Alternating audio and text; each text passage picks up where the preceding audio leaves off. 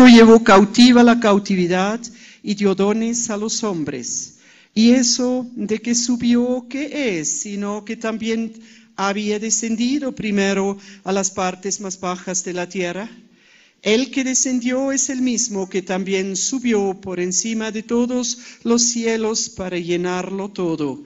Y él mismo constituyó a unos apóstoles, a otros profetas, a otros evangelistas, a otros pastores y maestros, a fin de perfeccionar a los santos para la obra del ministerio, para la edificación del cuerpo de Cristo, hasta que todos lleguemos a la unidad de la fe y del conocimiento del Hijo de Dios, a un varón perfecto, a la medida de la estatura de la plenitud de Cristo, para que ya no seamos niños fluctuantes, llevados por doquiera de todo viento de doctrina, por estratagema de hombres que para engañar emplean por astucia las artimañas del error, sino que, siguiendo la verdad en amor, crezcamos en todo aquel que es la cabeza, esto es Cristo, de quien todo el cuerpo, bien concertado y unido entre sí por todas las coyunturas que se ayudan mutuamente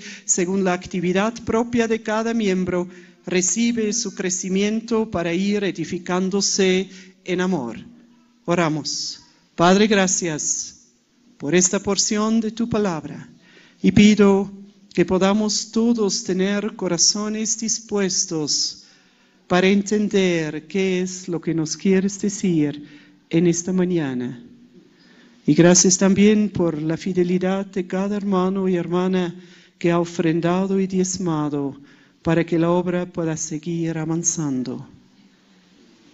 En el nombre de Jesús. Amén. No se preocupen por no haber recibido la hojita semanal tradicional, la van a tener al final, pero hoy son 2 hojas, porque quiero ahí plasmar algunas explicaciones más amplias de las que entran a un mensaje de 30 minutos, y no quiero que lo lean ahora, sino después del mensaje en casa. Por eso la hojita va a llegar al final. Vamos a empezar con las últimas partes o los últimos versos del texto leído. Ya sabemos que el tema principal de la carta de Pablo a los Efesios es la iglesia. Es una institución divina y Dios tiene grandes, tremendos propósitos con su iglesia. ¿Cómo debe ser la iglesia según la idea de Dios? Y eso está en los versos 12 al 16 de la parte leída, donde se deja claro, Él quiere que la iglesia sea perfeccionada. Perfección es un término absoluto en nuestro entender, pero tenemos que entender aquí en el fondo se quiere hablar de madurez. Dios quiere una iglesia madura, una iglesia crecida en convicciones, en su fe, en su postura, dentro y fuera de los muros de la iglesia. Personas que entonces tienen las cosas claras en cuanto a su fe, en cuanto a quién es Dios, en cuanto a cuál es su tarea en esta vida, que tienen también su vida personal, matrimonial, familiar, mínimamente siquiera arreglado y que puedan dar testimonio con su ser, con sus palabras, con todo lo que son y tienen, de quién son y para qué están aquí en esta tierra. Dios anhela una iglesia madura y además a esto una iglesia bien edificada, una iglesia conforme a la medida de Cristo. El ejemplo que compararnos es Jesús mismo, la madurez de Él, la manera como trató a las personas, la manera como hablaba, las actitudes y principalmente la de humildad y mansedumbre y servicio de la cual hablamos el domingo pasado porque es el inicio del capítulo 4 también. Todo esto debe servir para medirnos como iglesia, comparándonos con Él, para medirnos como personas individuales, comparándonos con Él, porque la iglesia no es otro que la composición de todos nosotros. Si Dios anhela una iglesia madura, una iglesia según el ejemplo de Cristo, significa que el desafío está dado, que cada una de nuestras vidas debe demostrar la madurez que Cristo ha demostrado, la firmeza, la obediencia, la seguridad en los propósitos del Padre que Jesús ha demostrado, y solo así la iglesia luego va a reflejar lo mismo.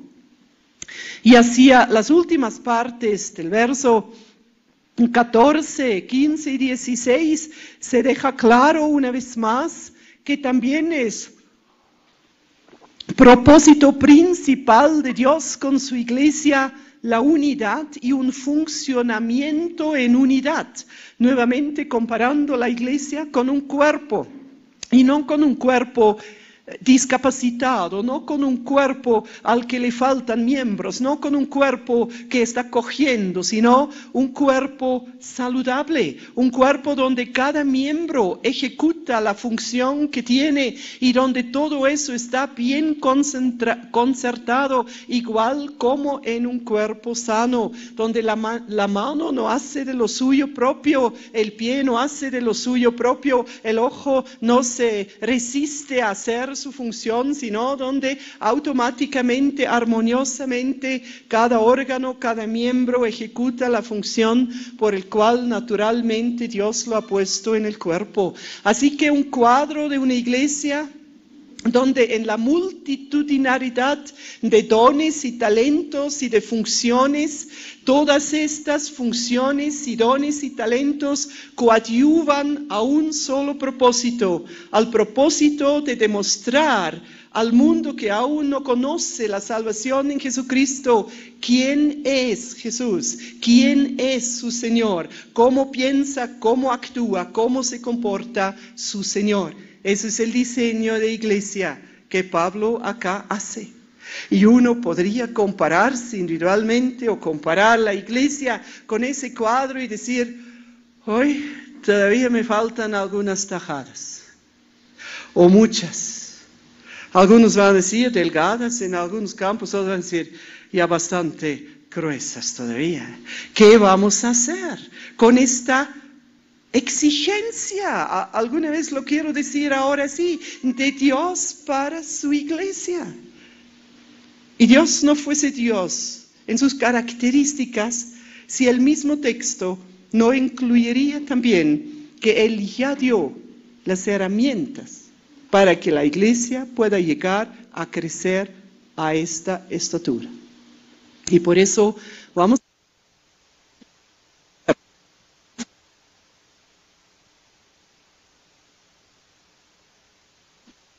por esa vez con los últimos versos y llegando ahora a los primeros leídos.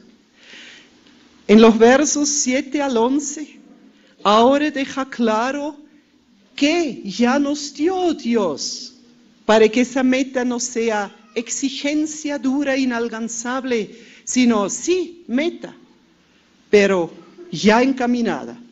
Y lo primero que se menciona, nos ha dado a su Hijo Jesús y con Él la salvación, en los versos 8 al 10. Y se habla ahí de que Él vino desde arriba hasta lo más bajo de la tierra y que este que ha venido a lo más bajo de la tierra es Él que luego ha vuelto a subir.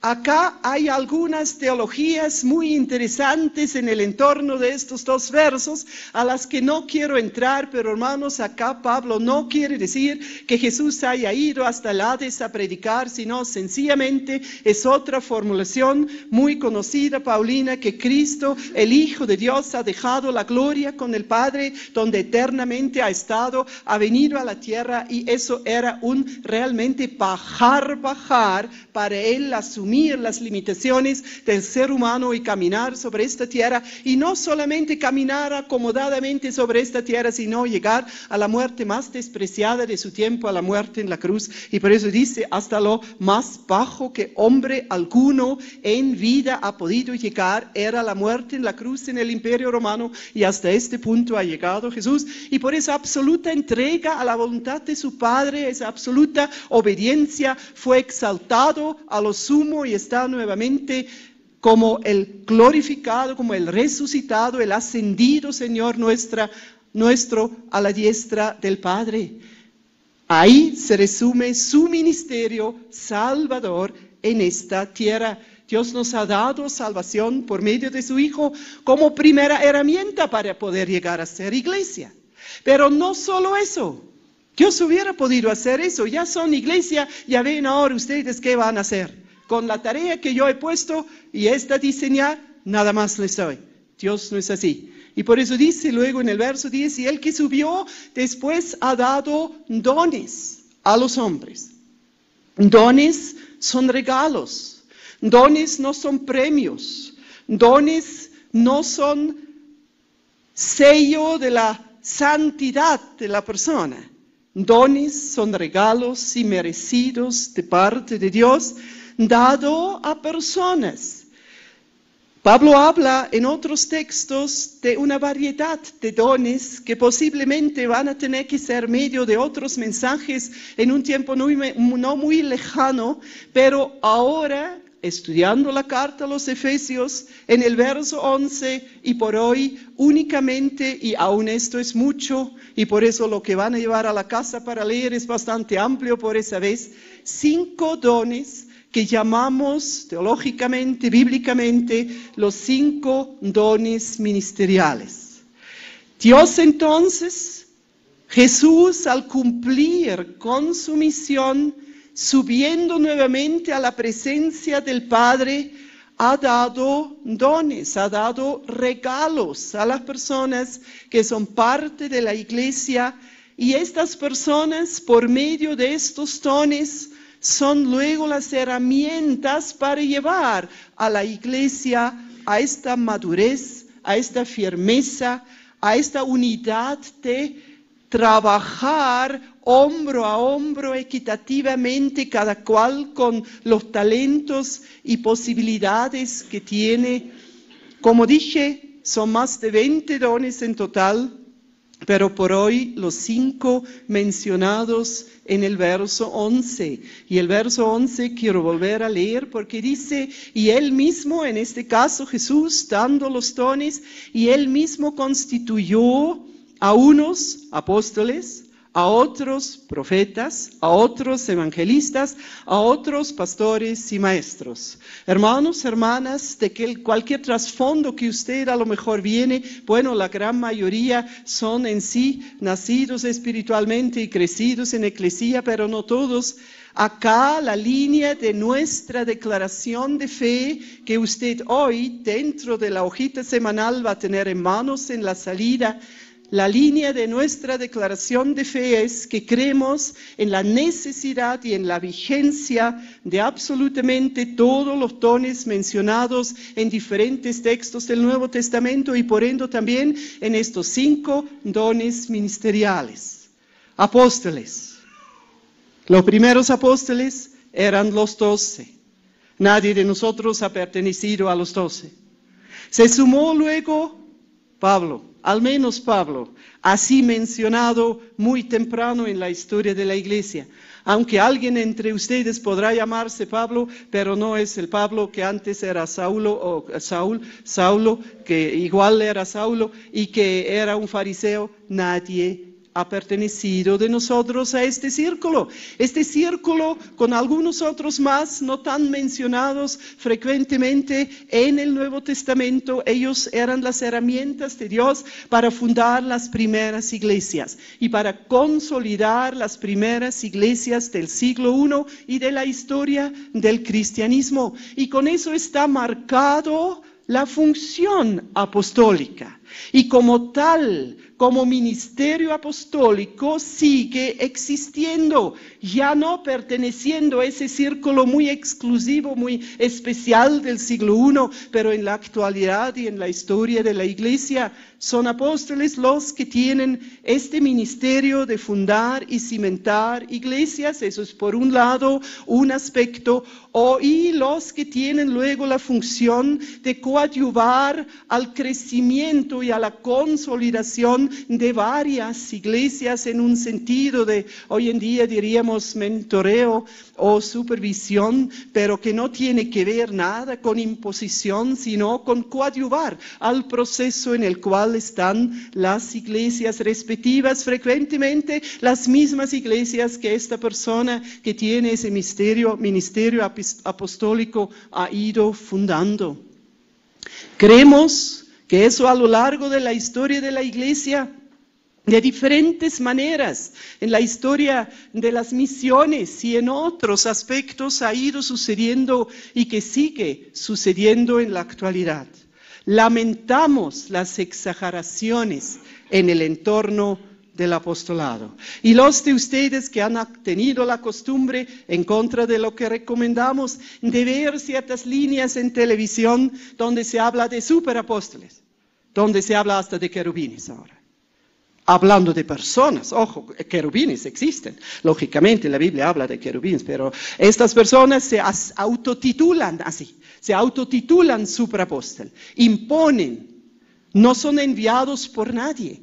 Apóstol significa ser enviado por una iglesia, ser respaldado por una iglesia, tener que rendir cuentas a esa misma iglesia. Hoy en día hay una cantidad infinita casi de exageraciones en el entorno de este término que son muy lamentables.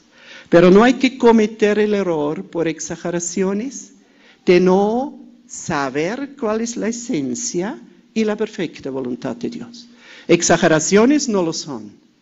Negar por eso ese don tampoco no lo es. La línea es la de ir etimológicamente, ¿qué significa apóstol? El enviado para fundar otra iglesia. Anhelo que desde aquí muchos algún día sean enviados a fundar iglesias. Y estamos en procesos de fundación de iglesias, en Cachona, por ejemplo. Y hemos enviado misioneros a Puno, que están con un grupo pequeño de hermanos ahí en una iglesia pequeña. Y hemos ido fundando iglesia en San Jerónimo, que ahora es consolidado por el equipo de líderes ahí. Se ha fundado una iglesia en margen derecha, por personas que nunca han tenido acá el término apóstol, ni nunca alguien va a salir de acá. Bueno, posiblemente por las exageraciones nunca vamos a enviar a alguien con el título, tú eres ahora el apóstol de Eclesia y una misión. Porque si diríamos eso nos meterían a cierto saco al que no pertenecemos, al saco de las exageraciones. Pero a lo mejor hablamos de misioneros, o del obrero que está enviado, o del pastor que está enviado, pero sabiendo que este pastor además tiene la tarea, el ministerio apostólico, vigente, necesario para que se extienda el reino de Dios. Lo siguiente que Pablo menciona, otro término muy delicado. ¿Cuál es el siguiente? Profeta. Eso es otro, donde hay un montón de exageraciones, un montón de ideas descabelladas, discúlpeme, pero con toda convicción desde el púlpito aquí lo digo así. Pero igual por estas exageraciones que lamento mucho, no vamos a negar que Dios ha dejado claro que cuando subió Jesús a su presencia después de concluir su obra salvadora en esta tierra, que Dios permitió el ministerio apostólico para el perfeccionamiento de los santos, como el verso 12 empieza. Hay palabra profética hoy, hay don ministerial de profeta hoy. Toda palabra profética que una persona comparte a otra persona o a un grupo o a la iglesia está sujeta a ser evaluada por la palabra de Dios escrita, que es la regla y medida que rige de manera vertical y absoluta. Nadie va a poder pararse aquí adelante algún día y decir, sí, soy apóstol y mañana viene el Señor. Lo vamos a tener que sacar amablemente o ni tan amablemente y decir, solo el Padre, solo Dios sabe cuándo va a volver su Hijo. Y eso es tan sencillo que cualquiera de ustedes lo debería de saber hacer.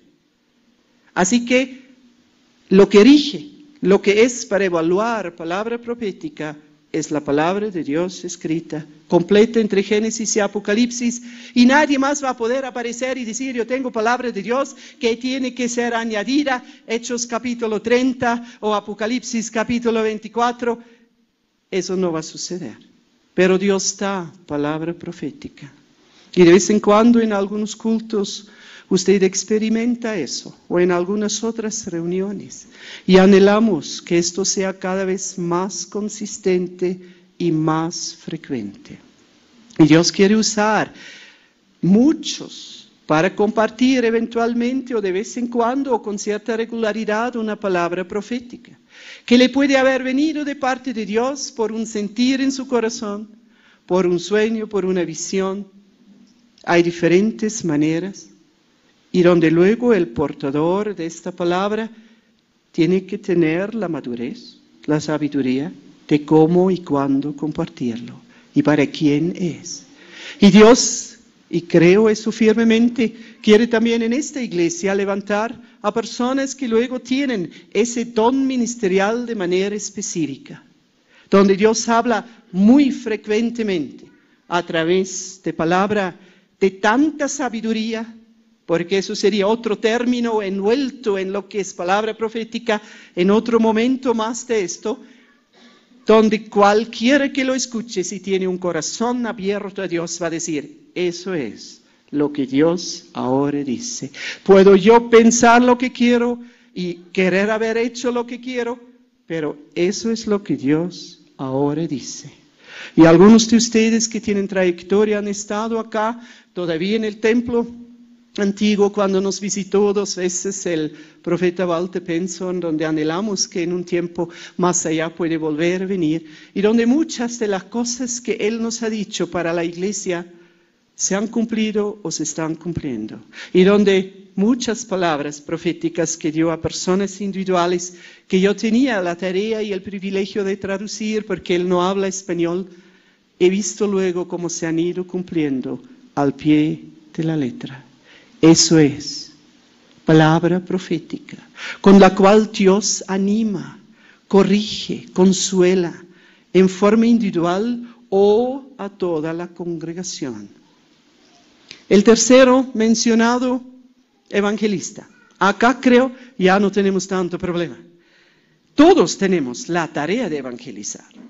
Pero evangelista es el que tiene el don ministerial de poder predicar las buenas nuevas en cualquier esquina, en cualquier lugar, a cualquier tipo de personas, y va a llegar de una manera como yo, que no tengo, creo, poco, nada de esto, tendré que decir, increíble, tan sencillo, pero puedo enseñar, puedo predicar, pero sencillamente son otras personas. No todos tienen, ni tienen que tener todos los dones. Nombres muy conocidos de evangelistas del siglo pasado y hasta este siglo, por ejemplo aquí en América Latina, Luis Palau. O a nivel mundial reconocido como el al que Dios más que a cualquier otro ha usado en el siglo XX durante décadas para rescatar a millones de personas para el Señor, es Billy Graham. Ahora una persona de muchísima edad, yo estará supongo con 90 o más de 90 años, pero aún todavía acá. Y él realmente a nivel mundial un ministerio tremendo como evangelista.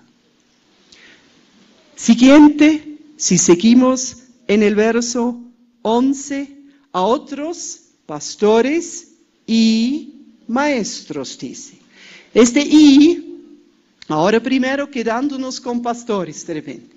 Ese es un término, creo, donde todos tenemos algún cuadro.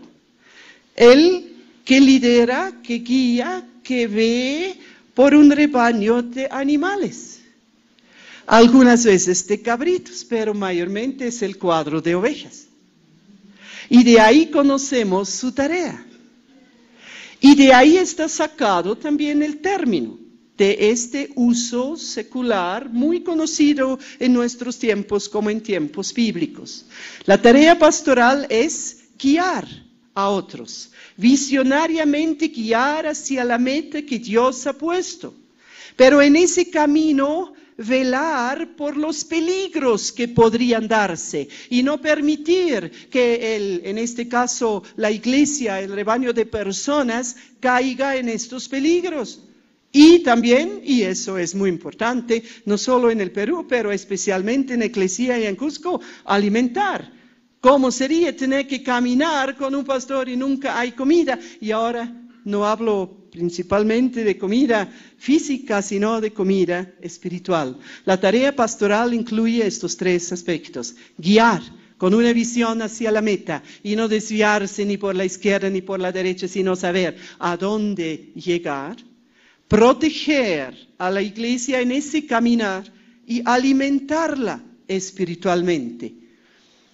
Y por eso piensan la mayoría de los exégetas que este "y" entre pastores y maestros no es un "y" como la última unión o conjunción en una secuencia nomás, tal como decimos flores, mesas, sillas y algo más, sino que este "y" significa que pastores y maestros están, como para decir, más cerca que los otros tres dones ministeriales. Porque el pastor, para alimentar a la iglesia, tiene que saber enseñar entendiblemente la palabra de Dios, para que lo que a lo mejor parece un enigma al inicio del mensaje, luego sea muy claro, muy comprensible, muy pedagógicamente transmitido.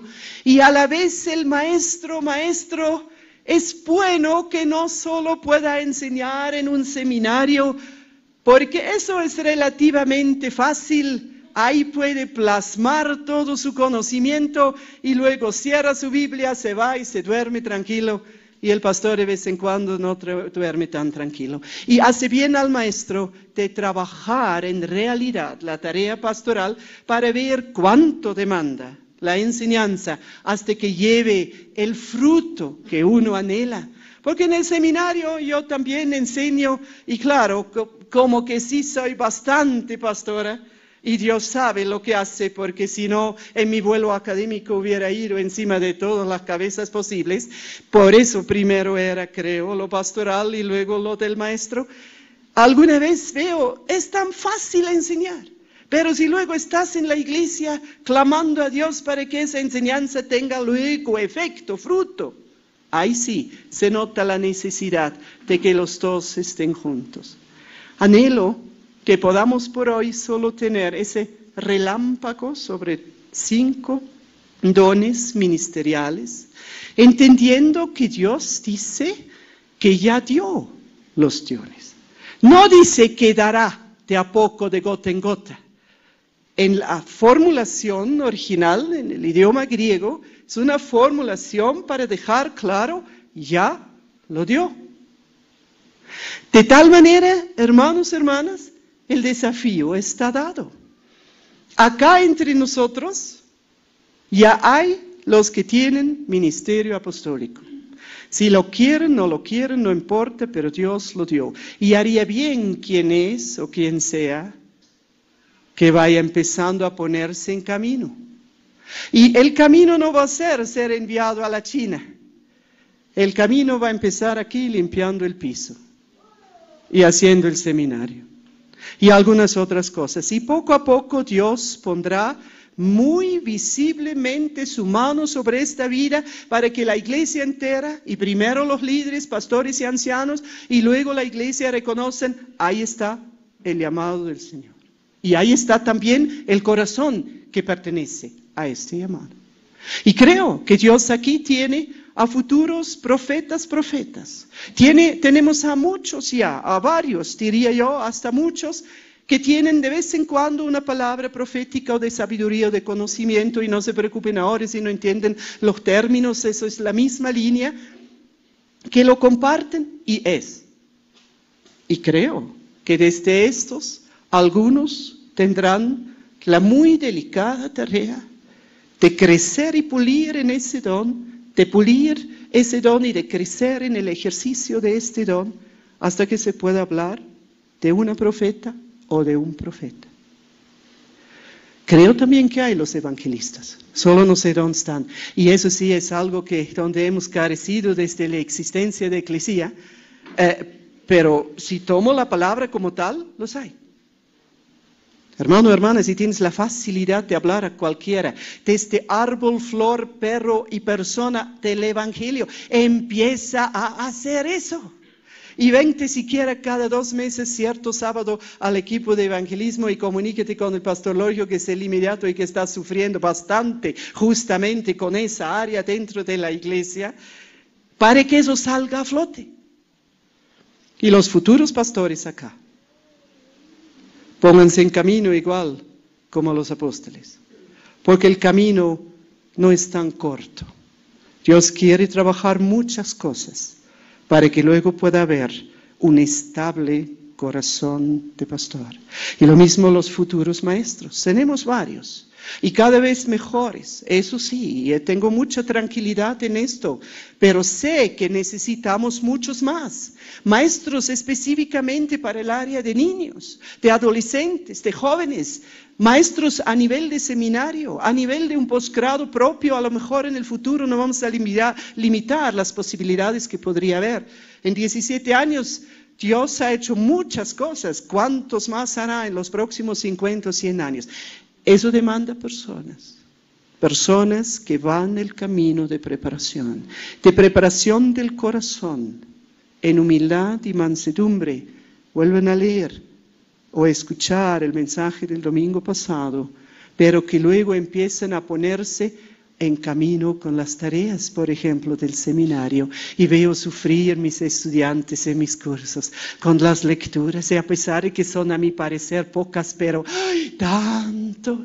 Ya, algo hay que hacer para luego tener siquiera algo de colchón para poder, en contra de vientos de falsas doctrinas, cada vez de nuevo poder luchar por el equilibrio, por lo que en realidad la palabra de Dios dice.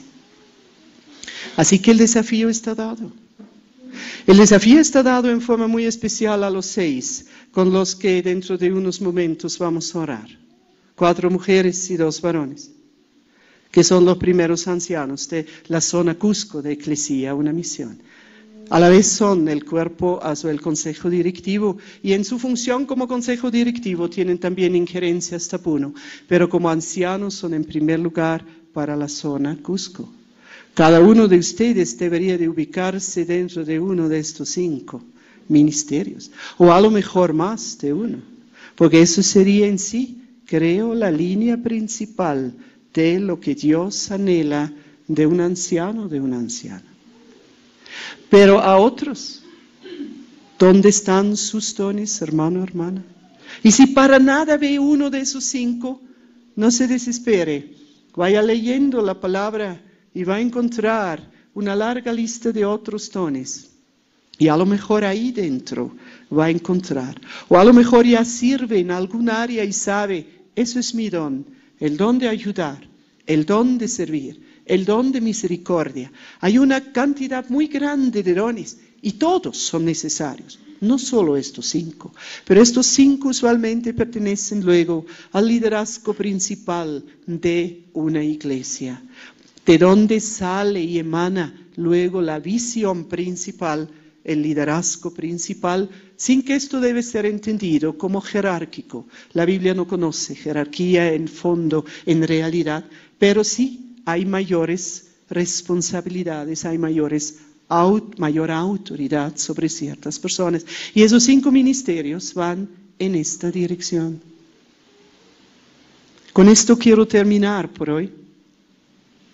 Habiendo dejado seguro algunas incógnitas, algunas preguntas, leen luego lo que van a recibir, hablen en las células, pregunten, vayan buscando en la palabra y Dios va a aclarar que eso es así, tal como ahora en la breve del caso lo he ido diseñando.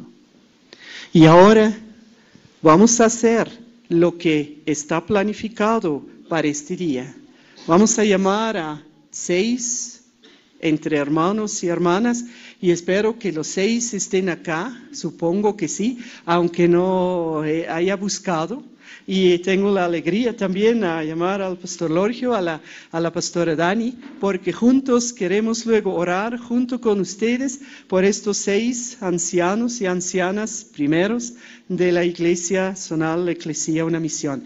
Y es la hermana María del Carmen, el hermano Fernando, la hermana Carmen Soledad, ¿dónde estará? La hermana Jesusa, el hermano Manuel y la hermana Celia Guevara.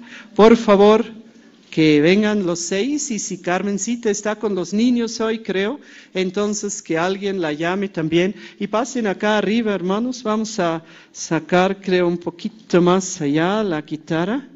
Sí, se puede, creo. A ver si la puedo parar. Sí, creo. Gracias. Para que tengamos espacio. ¿Falta alguien? Sole está viniendo. Y si por ave el esposo de Sole está con los niños, también pediría a Maribel que puedes llamar a Luis también. ¿Ya? Aquí están los 6 hermanos que como miembros del Consejo Directivo han sido elegidos en marzo, reelegidos 5 y por primera vez elegida una hermana, la hermana Celia Guevara. Pero en la función de anciano y anciana ya no vamos a llamarlos miembros del Consejo Directivo, ni presidente, ni vicepresidente, ni vocal, sino anciano y anciana. Y eso es algo que ahora van a tener que entrenar, hermanos, porque es un término que no se ha usado hasta la fecha. Y algunos años se ha dificultado en usar el nombre pastor, porque yo no quería que me titulen pastor en los primeros años y nadie me ha titulado así. Ahora de vez en cuando, si le van a seguir llamando como hermanos, no se preocupen, no se van a molestar. Pero es bueno respetar la autoridad que Dios ha puesto sobre sus vidas. Y ahora quisiéramos, antes de orar, llamar a los esposos y esposa, una esposa y 2 esposos, de 3 de los que están, 2 más esposas. Voy a ir de uno en uno, si no me equivoco. La esposa del hermano Fernando, la hermana Roxana, por favor. La esposa de nuestro hermano Manuel, la hermana Zenobia. El esposo de nuestra hermana Carmen Soledad, el hermano Luis, que seguramente está viniendo. Y el esposo de nuestra hermana Jesusa, el hermano Freddy. Por favor, pasen acá. Porque entendemos que ellos, como parejas, esposos y esposas, no son los ancianos, no son los coancianos, eso no existe, pero son esposos y esposas, pasen un poquito más allá, de los que Dios ha puesto como ancianos. Y como tales, tienen también mucha influencia. Si las esposas de los ancianos no están en el mismo sentir como sus esposos, pobres esposos, porque la mujer tiene mucha influencia y sabe manipular excelentemente. Soy mujer, por eso lo puedo decir, es así. Somos especialistas en eso, con lágrimas, sin lágrimas, de diferentes maneras. Así que si las esposas no están junto con los esposos en esa tarea, aunque no lo sean ellas, pero tal como si fuesen, pobres varones. Y luego hay 2 esposos. Y de eso habrá que hablar en otro momento un poco más desde el púlpito, porque ahora algunos van a decir, ¿cómo es eso en la iglesia? ¿Las mujeres son ancianas y los esposos? ¿Y qué dice la Biblia? Ya aguanten un poquito, hermanos, ¿ya? No mucho, pero un poquito van a tener que aguantar con ese tema. Solo eso por lo pronto. Lo que prime a todos nosotros, sujetaos los unos a los otros en el amor y temor de Dios. Y si eso se cumple, no van a tener problemas matrimoniales. Y si eso no se cumple, no solo por ser anciana la mujer van a tener problemas, sino cualquiera. Así de fácil, por un lado es. Pero nos cuesta sujetarnos los unos a los otros, ¿verdad? Así que hasta ahí por lo pronto. Y ahora queremos pedir que se pongan en pie y quiero dar el micrófono al pastor Logio y a la pastora Dani, si por su garganta va a poder orar, sería muy bueno. Y vamos a orar. Vamos a ponernos de pie, hermanos, por favor. Este es un momento muy especial delante de la presencia del Señor y delante de la iglesia del Señor. Amén. Cada uno de nosotros estamos contentos como Dios va formando y haciendo su obra de la manera como Él lo estima, y estamos gozosos en esta mañana. Y este es un tiempo histórico también para Eclesía, una misión. Tener cada uno de nuestros hermanos con una disposición tal de poder decir: Señor, heme aquí. Aquí estoy, dispuesto a hacer la obra tuya, dispuesto a vivir tu palabra, dispuesto a ser el ejemplo, pero también aquel que puede guiar la iglesia del Señor. Por eso es necesario que cada uno de nosotros podemos poner en el rol de nuestras oraciones, cada uno de nosotros como pastores, pero también cada uno de los ancianos que hoy son presentados delante de la iglesia. Vamos a orar. Padre bendito, te damos gracias en esta mañana preciosa. En Eclesía una misión, ahora tú permites un punto en el cual se marca la historia de tu pueblo, de tu iglesia. Y gracias, Señor, por la vida de María del Carmen, por Fernando, por Manuel, por Carmen Soledad, por Jesús. Gracias también por sus respectivos esposos y esposas, Señor. Yo sé que tú, en tu inmensa gracia, en este tiempo has estimado que las cosas sean así. Y descansamos en esa soberanía tuya, Señor. Te agradecemos por sus vidas. Tú nos has enseñado a través de tu palabra lo que hoy estamos haciendo. Y lo hacemos con todo nuestro corazón, con todo nuestro ser. En la esperanza, Señor, que tú eres la cabeza de tu iglesia.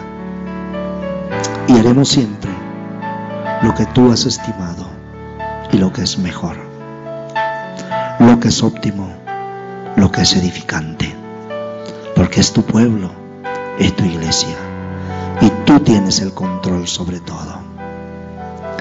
Pero te agradecemos en esta mañana, Señor, por cada una de estas personas, por cada uno de estos hijos tuyos, siervos, siervas tuyas, Señor,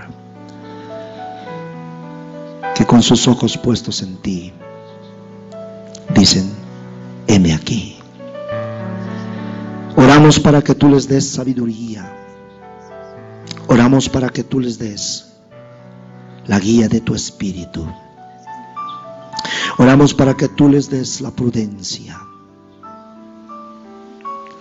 para que ellos puedan guiar los aspectos que, Señor, son puestos delante, pero en el amor y en el temor tuyo, Señor, conjuntamente con tus siervos, los pastores.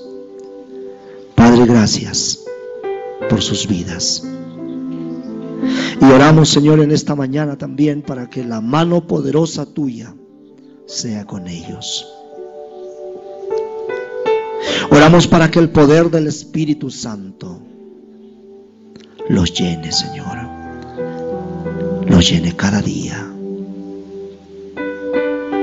Que Gracias te damos en esta mañana como iglesia tuya. La vida de cada uno de tus hijos, Señor, que en esta mañana presencian este acto tan importante delante de ti. Yo bendigo cada uno de los que están presentes, porque nada es casual. Pero estamos en este instante prontos para agradecerte, prontos para estar siempre dispuestos a hacer tu perfecta voluntad. Que sea como tú quieres y no como nosotros, Señor. Que se establezca tu reino en cada una de nuestras vidas, cada día, cada hora, cada minuto, cada segundo que pasa. Tu reino antes que cualquier otra cosa. Gracias por tu palabra, Señor.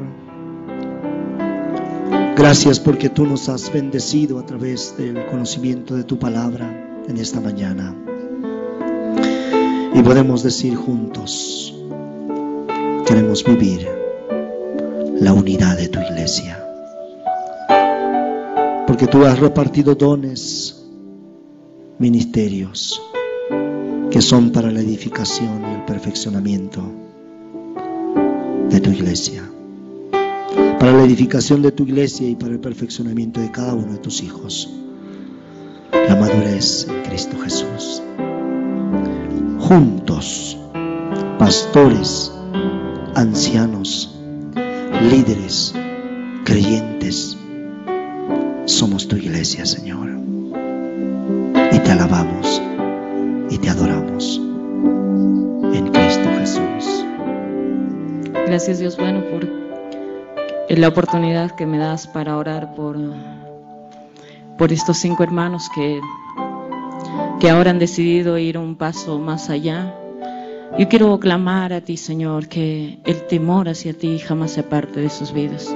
Quiero rogarte, Señor, que tu amor los pueda envolver, y quiero clamar, Señor, que ellos no se aparten de tu presencia, porque tu presencia está dada. El hecho es cuánto y cuándo nos apartamos nosotros. Y ese es mi mayor clamor, Señor, que ellos en el temor tuyo, Señor, puedan tener convicciones propias, palabra tuya, Señor, que puedan aprender a caminar, Señor, guiados por tu Espíritu Santo y no guiados por sí mismos. Padre, yo clamo a ti, Señor, para que los puedas bendecir, para que tu presencia realmente pueda llenar sus vidas. Gracias, Dios, por sus vidas, gracias por sus parejas, de cada uno de ellos, Señor. Tú también hablas sus corazones y sé, Señor, que tú tienes para cada uno de nosotros un lugar en tu reino. Y te adoramos por este tiempo precioso, Señor, porque tú eres bueno y tu misericordia es incomparable. Los bendigo en tu nombre, Señor. Amén. Gracias por cada uno de ellos. Incluyo ahora también con nombre propio a la hermana Celia Guevara, los 6 que están aquí delante. Tú los has puesto y los usarás conforme a tu perfecta voluntad. Y gracias por los que viven con pareja. Tú fortaleces también la unidad matrimonial, porque esta es para ellos un principal propósito tuyo. Sin luchas por el poder, viendo qué tienes tú para ellos como parejas. Gracias. En el nombre de Jesús. Amén. Y en esta misma actitud, y creo por esa vez puestos en pie, quiero pedir que los hermanos sugieres puedan distribuir el pan y el fruto de la vid, y ustedes puedan quedar aquí adelante, y de repente algunos hermanos pueden ayudar para distribuir muy rápidamente. Y vamos a cantar en este tiempo. Yo sé que fue pagado un alto precio.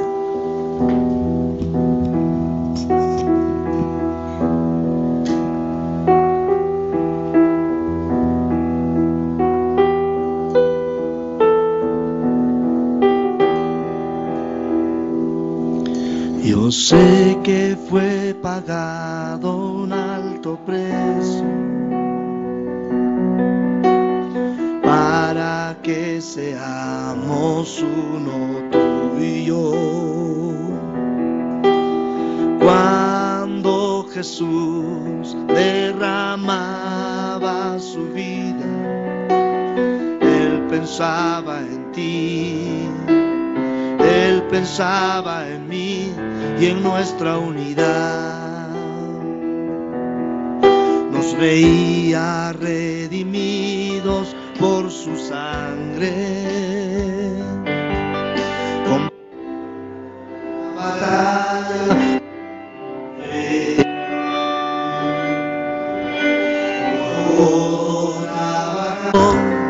su iglesia edificando y rompiendo las barreras por amor, y mediante el Espíritu Santo proclamamos hoy aquí que pagaremos el precio de ser todos un corazón en Jesús. Y si las tinieblas militan y nos quieren separar, con nuestros ojos en Cristo marchamos a la unidad. Marchamos a la unidad.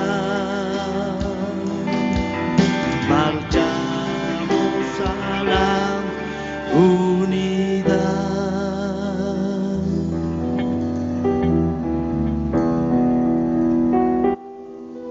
Lo que predicación.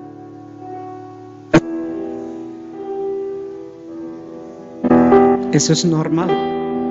Para no tener que decir es señal que la iglesia avance si eso sucede. Pero me doy para la unidad. Eso es el desafío. Y vamos a volver a cantarlo en esta convicción y en esa pregunta, aunque milite mucho.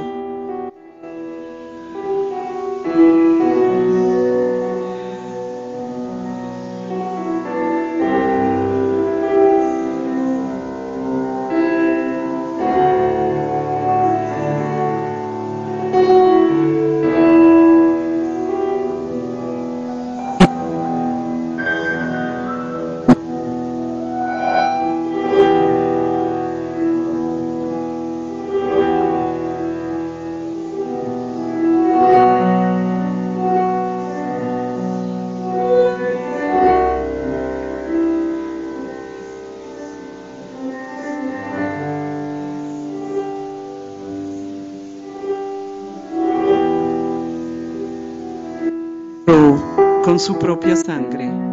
Y dice, la copa de bendición que bendecimos no es la comunión de la sangre de Cristo. El pan que partimos no es la comunión del cuerpo de Cristo. Siendo uno solo el pan, nosotros, con ser muchos, somos un cuerpo, pues todos participamos de aquel mismo pan.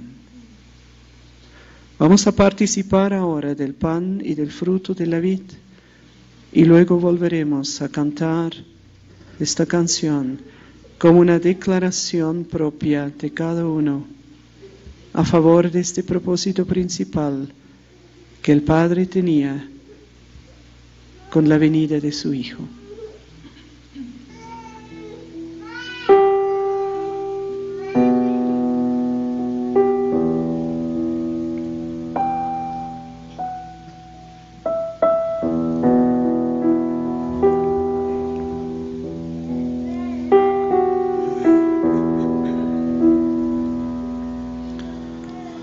Yo sé que fue pagado un alto precio para que seamos uno y yo. Cuando Jesús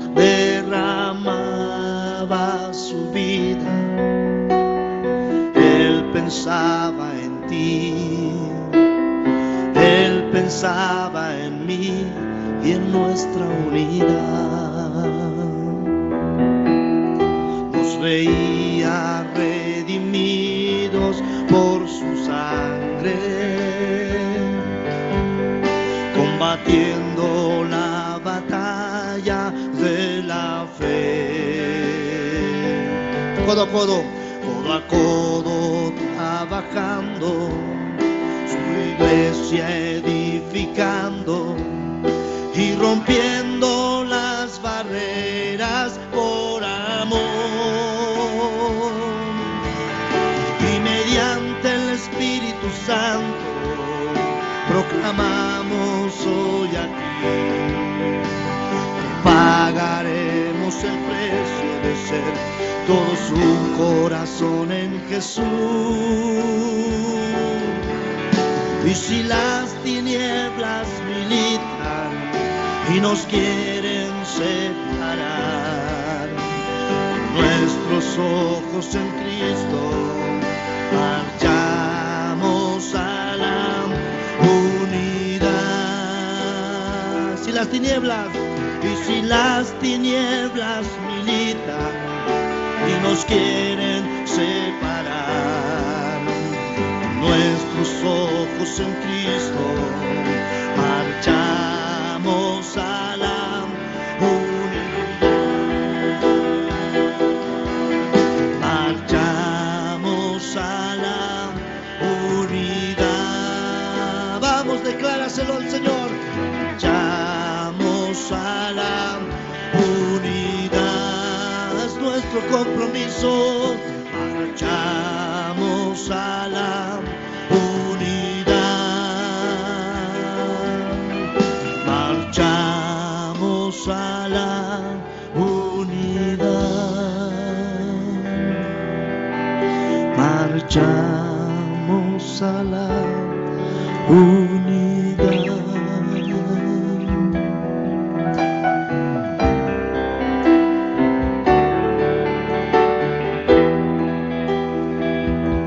Vamos a darle gracias al Señor en esta mañana, amén. Levanta tu voz ahí, iglesia, dile gracias, Señor. Gracias por este hermoso tiempo. Gracias, sí.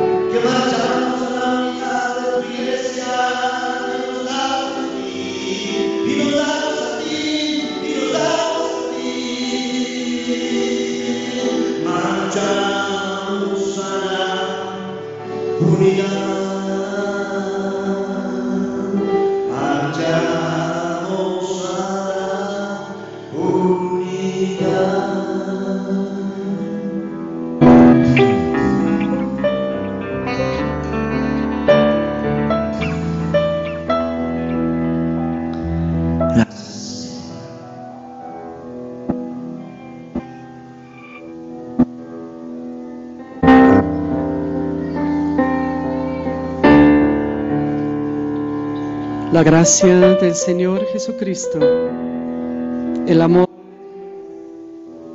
la comunión del Espíritu Santo está con todos nosotros. Y en esta convicción es posible siempre en unidad seguir adelante.